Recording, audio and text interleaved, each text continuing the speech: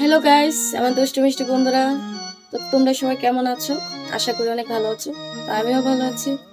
তো আজকে তোমাদের সামনে নতুন একটা গল্প নিয়ে চলে আসলাম। সেটা আমারই গল্প, একদম বাস্তব গল্প, বাস্তব কাহিনী। তো তোমরা শুনতে থাকো, আমার সেই কাহিনীটা আমি বলি। আমার বাবা এক বড় লোকের বাড়িতে চাকরি করত, দারোয়ানের চাকরি করত। তো চাকরি করতে পরে হঠাৎ এক ছেলে বিদেশ থাকতো পরে ওই মেয়ের বিয়ে ঠিক হয়েছে ওই ছেলের সাথে। বাড়িওয়ালার বাড়িওয়ালার মেয়ের সাথে তার বিয়ে ঠিক হয়েছে ওই বিদেশের ছেলেটার সাথে। তো ঠিক হয়েছে পরে